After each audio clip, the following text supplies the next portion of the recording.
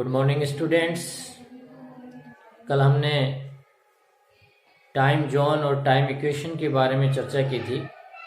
आज हम एक अन्य टॉपिक लेकर आए हैं और वो है ग्रहण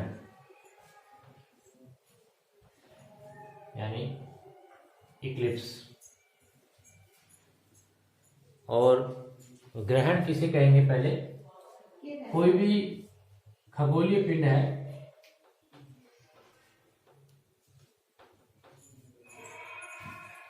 उसके प्रकाशीय मार्ग में जब कोई दूसरा खगोलीय पिंड आ जाता है तो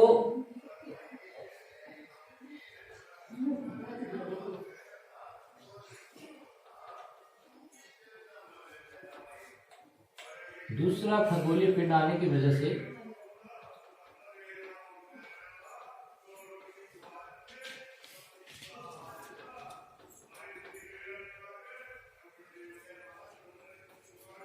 उस खगोलीय पिंड का जो छाया चित्र है वो दूसरे खगोलीय पिंड पर बन जाता है।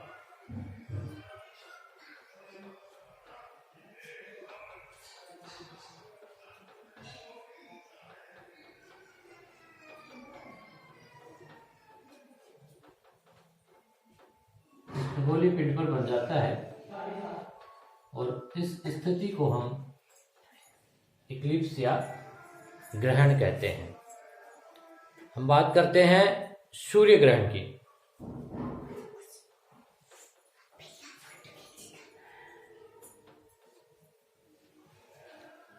सूर्य ग्रहण जैसे कि हमें विदित है कि सूर्य के चारों ओर जो है पृथ्वी है वो एक अंडाकार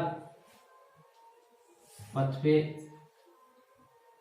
परिक्रमण गति करती है। और जैसे मान लो ये आपकी पृथ्वी है और पृथ्वी के चारों ओर जो है चक्कर कौन लगाता है? चंद्रमा। इसके चारों ओर चक्कर लगाएगा चंद्रमा। तो मान लो ये चंद्रमा जो है ये ऐसी स्थिति में आ जाता है कि सूर्य और पृथ्वी के बीच मध्य में चंद्रमा जो है वो आ जाता है और ये स्थिति अमावस्या को आती है। लेकिन प्रत्येक अमावस्या को ये स्थिति नहीं आती है और इसका पीछे जो रीजन है वो ये है कि पृथ्वी और चंद्रमा जो है वो कक्षतल में 5 डिग्री का इनके मध्य झुकाव होता है। इसकी वजह से कोई विशेष अमावस्या को जो है ये स्थिति आती है कि पृथ्वी और सूर्य के मध्य जो है ये चंद्रमा अवस्थित होने आ जाने की वजह से सूर्य का जो प्रकाश है वो इस पृथ्वी पे यहाँ इस चंद्रमा का छाया चित्र यहाँ बनता है और इस स्थिति को हम सूर्य ग्रहण कहते हैं। इसी तरह से बात करें हम चंद्र ग्रहण की। चंद्र ग्रहण में क्या होगा कि ये आपका सूर्य है और इसके परितः जो है पृथ्वी अंडाकार कक्ष में जो है गति कर रही है। अब जैसे यहाँ पे पृथ्वी है और यहाँ पे आपका चंद्रमा जो है इसके चारों ओर गति कर रहा है पृथ्वी के। इस स्थिति में चंद्रमा और सूर्य इसके ठीक बीचों बीच इसकी सिद्ध में पृथ्वी आ जाती है। इसकी वजह से चंद्रमा पर जो है इसका छाया चित्र बनता है। सूर्य का प्रकाश यहाँ न आकर के पृथ्वी का जो छाया चित्र है वो चंद्रमा पर दिखाई देता है और इस स्थिति को हम चंद्र ग्रहण कहते हैं। और यह स्थिति जो है वो पूर्णिमा को आती है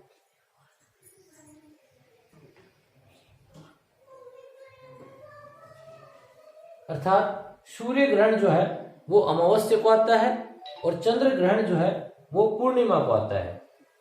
और यह भी प्रत्येक पूर्णिमा को नहीं आता है, कोई विशेष स्थिति में आता है। और इसके पीछे भी जो रीजन है वो यही है कि चंद्रमा और पृथ्वी का जो कक्ष तल पर जो झुकाव है वो 5 डिग्री झुकाव है।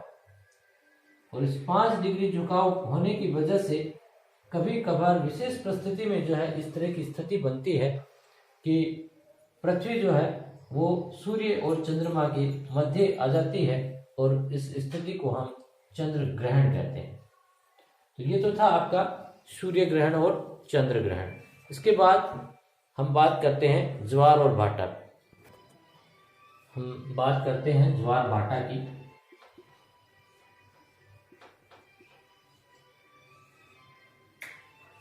ये समुद्र का जो जल है उसकी एक अस्थिर गति है। इसमें क्या होता है कि चंद्रमा जो है उसकी ग्रेविटेशन फोर्स की वजह से, गुरुत्वाकर्षण बल की वजह से एक आकर्षण शक्ति जो है वो समुद्र के जो जल है उस पर लगती है और उसकी वजह से समुद्र का जो जल है वो एक बार क्या होता है, ऊपर उठता है। जैसे मान लो पृथ्वी है, चंद्रमा है, जब चंद्रमा की गुरुत्वाकर्षण बल इसको खींचता है तो ये ऊपर की ओर चढ़ जाता है, समुद्र का जो जल स्तर है वो ऊपर हो जाता है और इस स्थिति को हम ज्वार कहते हैं। अर्थात समुद्र जल का चंद्रमा के आकर्षण शक्ति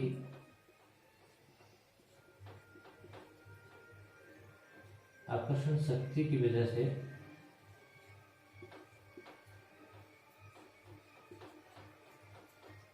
ऊपर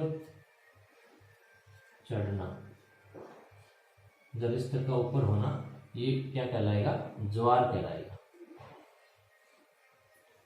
और जब कुछ समय के बाद ये आकर्षण बल जो है क्षीण हो जाएगा, उस स्थिति में ये जो जल का स्तर है ये वापस नीचे की तरफ आ जाएगा। तो समुद्र जल का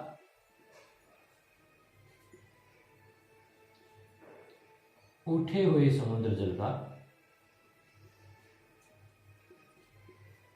वापस नीचे गिरना,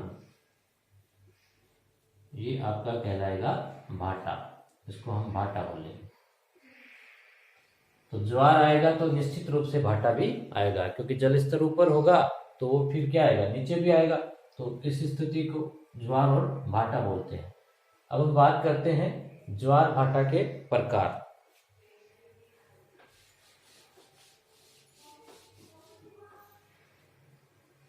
पहला है दीर्घ ज्वार।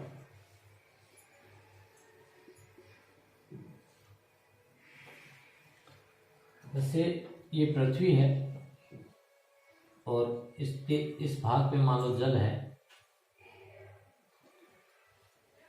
और ये चंद्रमा और ये आपका हो गया सूर्य।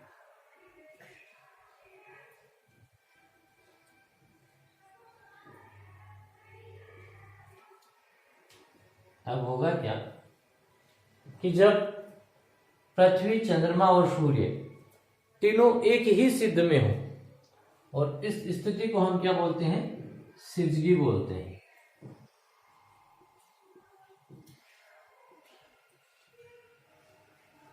युति वियुति। और ये जो युति वियुति वाली स्थिति होती है, इसमें सूर्य, चंद्रमा और पृथ्वी जो है वो तीनों एक ही सिद्ध में होंगे। अब होगा क्या कि ये जो जल है इस पे इसका भी अट्रैक्शन होगा, चंद्रमा का भी और सूर्य का भी अट्रैक्शन होगा। और ये जो अट्रैक्शन है ये दोनों एक ही साइड में हो रहा है, तो इस वजह से इस पे ज्यादा बल कार्य करेगा और ये बहुत ज्यादा ऊंचाई तक जाएगा। इस स्थिति को हम क्या कहेंगे, दीर्घ ज्वार कहेंगे। अर्थात जब सूर्य एवं चंद्रमा तथा पृथ्वी तीनों एक ही सिद्ध में हूं तो समुद्र के जल पर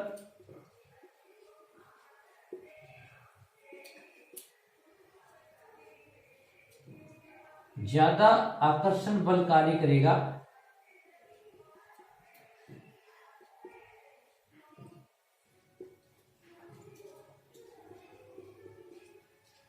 और वो एक ही दिशा में करेगा, एक ही दिशा में करेगा। इस वजह से अट्रैक्शन दोनों का एक ही साइड में होने की वजह से जल का जो स्तर है वो काफी ऊंचाई तक जाएगा और इस स्थिति को हम कहेंगे दीर्घ ज्वार। दूसरी स्थिति होती है, उसमें क्या होता है कि लघु ज्वार की जो स्थिति होती है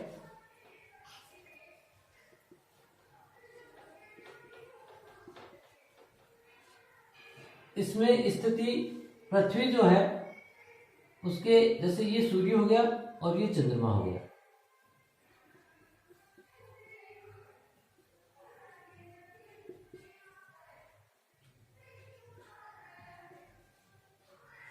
अब इसमें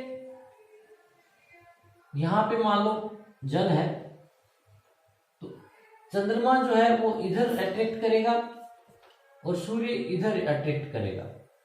तो ये जो अट्रैक्शन फोर्स जो है, आकर्षण शक्ति जो है, वो इस जल को 90 डिग्री पर, 90 डिग्री पर जो है आकर्षित कर रही है।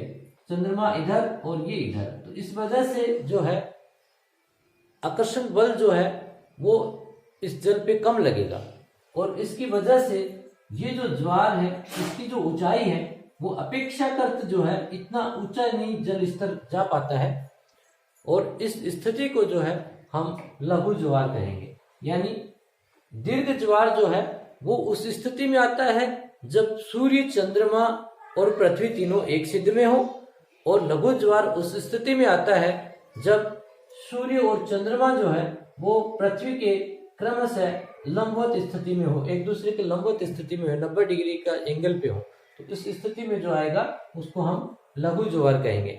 उसके बाद उच्च भूमि ज्वार और निम्न भूमि ज्वार।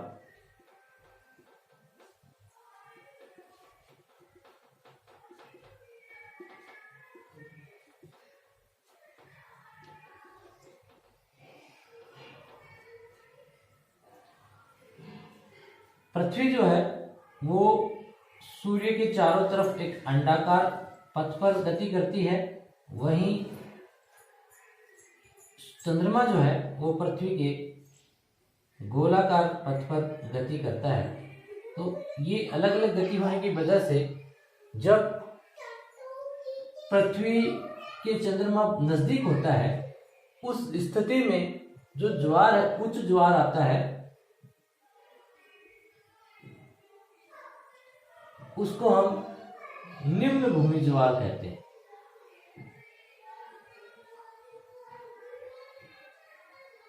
और जब चंद्रमा जो है पृथ्वी से कुछ दूरी पे होता है उस समय जो है निम्न ज्वार जो आता है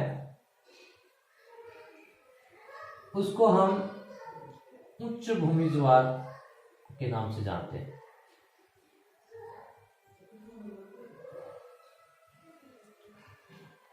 उसके बाद बात करते हैं हम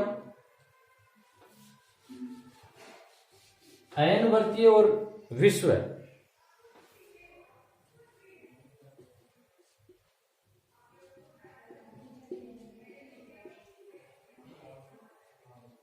ज्वार जैसे पृथ्वी, सूर्य जो की बात की थी हमने कि सूर्य जो है वो पृथ्वी की कभी मकर पर रेखा पर लंबवत चमकता है तो कभी कर्क रेखा पर लंबवत चमकता है। तो जैसे कि हम उनको जो है मकर संक्रांति और जो है कर्क संक्रांति के नाम से जो है हमने डिस्कशन किया था। इसी तरह से चंद्रमा जो है वो भी पृथ्वी के जो है कभी दक्षिणी गोलार्ध तो कभी उत्तरी गोलार्ध, अर्थात कभी कर्क रेखा पर और कभी जो है मकर रेखा पर लंबवत चमकता है। तो उस अर्थात चंद्रमा जो है वो भी सूर्य की भांति कभी उत्तरायण तो कभी दक्षिणायन स्थिति में आता है, और इसका ये जो है 29.5 दिन के अंदर जो है ये प्रक्रिया करता है चंद्रमा जो है। और उसके बाद हम बात करते हैं कि जब दक्षिणायन यानी दक्षिण की तरफ थोड़ा झुकाव होता है तो इसका जो ज्वारीय केंद्र होता है वो कर्क रेखा पर होता है, और जब उत्तर की ओर होता है तो कर्क रेखा पर होता है, और दक्षिण की तरफ थोड़ा झुकाव होता है तो जो है ज्वारीय केंद्र मकर रेखा पर होता है। और इन स्थितियों को हम जो है अयनवर्तीय ज्वार अर्थात कर्क एवं मकर रेखा पर जो ज्वारीय केंद्र होता है तो इसको अयनवर्तीय ज्वार कहेंगे। और जब ये स्थिति विषुवत रेखा पर ज्वारीय केंद्र होता है तो उसको हम विश्व ज्वार कहेंगे। उसके बाद हम बात करते हैं दैनिक ज्वार भाटा।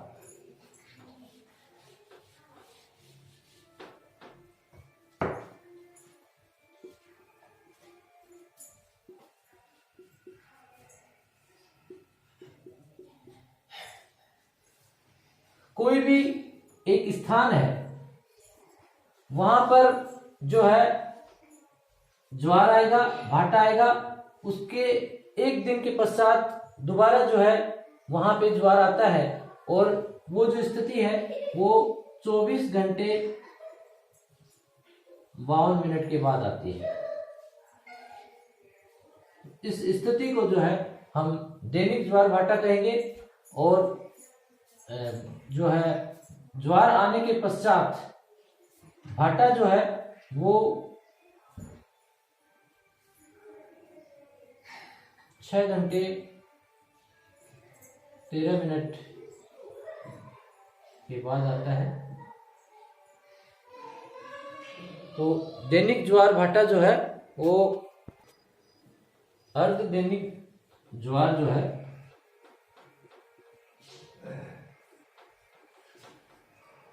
ये प्रत्येक 12 घंटे 26 मिनट के बाद आएगा, और ये दिन में जो है 2 बार आता है।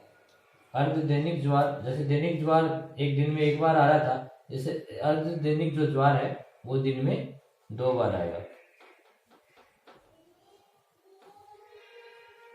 इस तरह से जो है ज्वार और जो भाटा है, ज्वार की जो आने की प्रक्रिया है वो हमने बताई। जैसे दैनिक ज्वार में 24 घंटे 52 मिनट के बाद दूसरा ज्वार आएगा, और इस तरह से ये आपका ज्वार भाटा जो है वो क्लियर होगा।